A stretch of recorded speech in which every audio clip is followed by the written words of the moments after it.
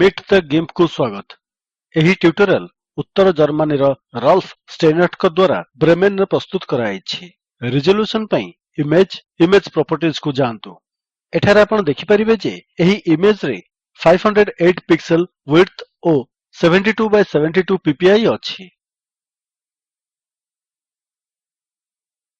PPI ର ଅର୍ଥ ହେଉଛି ପିକ୍ସେଲ୍ସ ପର ଇଞ୍ଚ। ତେଣୁ ସ୍କ୍ରିନ୍ ର 1 ଇଞ୍ଚ ପାଇଁ ମୋ ସ୍କ୍ରିନ୍ ଉପରେ ଏହା ହେଉଛି 72 ପିକ୍ସେଲ୍ସ। ପିପିଆଇ ସାଧାରଣତଃ ଡିପିଆଇ ଡଟ୍ସ ପର ଇଞ୍ଚ ସହ ସମାନ। ଆଉ ପ୍ରିଣ୍ଟିଂ ପାଇଁ ସଠିକ ରିଜଲ୍ୟୁସନ୍ ଜରୁରୀ ଅଟେ। କାଗଜର ଗୋଟିଏ ଇଞ୍ଚରେ କାଳିର କେତୋଟି ବିନ୍ଦୁ ଆପଣ ରଖନ୍ତି ସେହି ବିଷୟରେ ସେମାନେ କଥା କୁହନ୍ତି। 1 ଇଞ୍ଚ ବିଶିଷ୍ଟ ରେଖାରେ ଇଞ୍ଚ ପିଛା ପ୍ରାୟ 300 ଡଟ୍ସ ଥାଏ ଏବଂ ଏତେ ପାଖାପାଖି ପ୍ରିଣ୍ଟ ହୋଇଥାଏ ଯେ ଆପଣ ଏକ ରେଖା ଦେଖିପାରିବେ, ବିନ୍ଦୁର ଏକ ରେଖା ନୁହେଁ। ଯଦି ଜଣେ ଏକ ଇମେଜ୍ ପ୍ରିଣ୍ଟ କରିବାକୁ ଚାହେଁ ତେବେ ସେ 300 ପିପିଆଇ ରେ ଇମେଜ୍ ପାଇଁ କହିପାରେ କିମ୍ବା ଏହି ଇମେଜ୍ କୁ 150 ଡିପିଆଇ ରେ ଚାହିଁପାରେ କିମ୍ବା କ୍ୱାଲିଟି ଯଥେଷ୍ଟ ଭଲ ନଥିବ।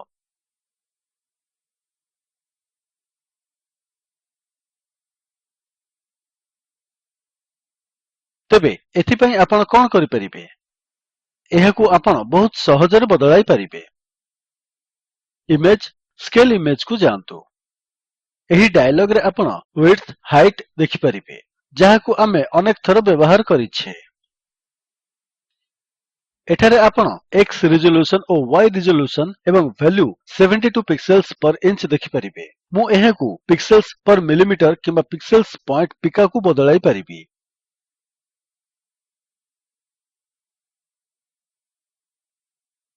କିନ୍ତୁ ଚାଲନ୍ତୁ ଏହାକୁ ପିକ୍ସେଲ୍ସ ପର ଇଞ୍ଚ ରଖିବା।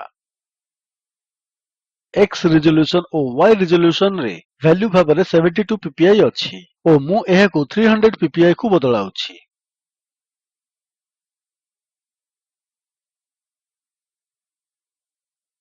ଆଉ ଏବେ ମୁଁ ଇମେଜ୍ କୁ ସ୍କେଲ୍ କରିବି ଏବଂ ଆପଣ ଏଠାରେ ଦେଖିପାରିବେ ଯେ କିଛି ବଦଳି ନାହିଁ ଯେପର୍ଯ୍ୟନ୍ତ ମୁଁ ଇମେଜ୍ ପ୍ରପର୍ଟିଜ୍ କୁ ଯାଇନାହିଁ।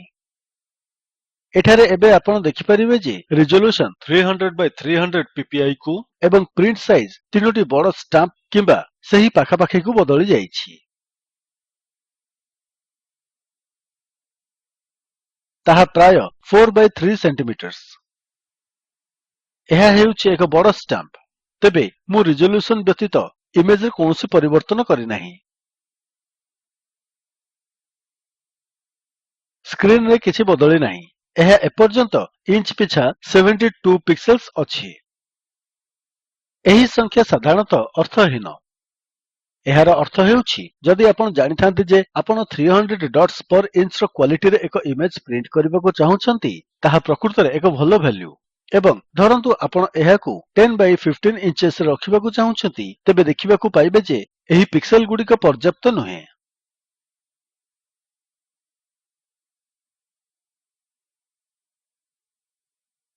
ତେଣୁ ଆପଣଙ୍କୁ ପିକ୍ସେଲ୍ସ ବୃଦ୍ଧି କରିବାକୁ ହେବ। କିନ୍ତୁ ଆକାର ଉପରେ ଆପଣ କେତେ ପିକ୍ସେଲ୍ସ ରଖିବାକୁ ଚାହୁଁଛନ୍ତି ଏବଂ କେତେ ଦୀର୍ଘ କିମ୍ବା ବଡ ଏରିଆରେ ତାକୁ ପ୍ରିଣ୍ଟ କରିବାକୁ ଚାହୁଁଛନ୍ତି, ତାହା ଉପରେ ପ୍ରିଣ୍ଟର ପାଇଁ ଇମେଜ୍ ର କ୍ୱାଲିଟି ନିର୍ଭର କରେ। ଏବଂ ସେହି ପ୍ରପର୍ଟି ପ୍ରିଣ୍ଟ ଦ୍ୱାରା ସେଟ୍ କରାଯାଇଥାଏ ଏବଂ ଇମେଜ୍ ରେ ଆପଣ ହିଁ ତାହାକୁ ସେଟ୍ କରିବେ, ଏହା ଜରୁରୀ ନୁହେଁ। ମାତ୍ର ଯଦି କେହି 200 ବାଇ 300 ଡଟ୍ସ ପର ଇଞ୍ଚ ଭାବେ ଇମେଜ୍ କୁ ସେଟ୍ କରିବାକୁ କୁହେ, ତେବେ ତାହା କରିଦିଅନ୍ତୁ। ଏହା ଆଲୋଚନା କରନ୍ତୁ ନାହିଁ। ଶୋ ନୋଟ୍ସ ରେ ଏହି ବିଷୟକ କିଛି ଅର୍ଥପୂର୍ଣ୍ଣ ଆଲୋଚନା ପାଇଁ ଲିଙ୍କ୍ସ ମୁଁ ରଖିବି। ଆପଣ ସେଠାରେ ଦେଖିପାରିବେ। ବିଲବୋର୍ଡସ୍ ପାଇଁ ଯଦି ମୁଁ ଏହି ଇମେଜ୍ ଚାହେଁ, ତେବେ ମୋତେ ଇମେଜ୍ କୁ ସ୍କେଲ୍ କରିବାକୁ ହେବ। ମୁଁ ଭାବୁଛି ବିଲବୋର୍ଡସ୍ ପାଇଁ 5 ଡଟ୍ସ ପର ଇଞ୍ଚ ଭଲ ଭ୍ୟାଲ୍ୟୁ ହେବ। ଇମେଜ୍ କୁ ସ୍କେଲ୍ କରନ୍ତୁ ଏବଂ ଆପଣ କିଛି ପରିବର୍ତ୍ତିତ ହୋଇଥିବାର ଦେଖିପାରିବେ ନାହିଁ। କିନ୍ତୁ ଏବେ ଇମେଜ୍ ପ୍ରପର୍ଟିରେ ପ୍ରିଣ୍ଟ ସାଇଜ୍ ହେଉଛି 100 ବାଇ 76 ଇଞ୍ଚେସ୍ ଅର୍ଥାତ୍ 2 ମିଟର 50, ଯାହା ଏହି ଇମେଜ୍ ସହିତ ବଢିଆ ପୋଷ୍ଟର ହୋଇପାରେ।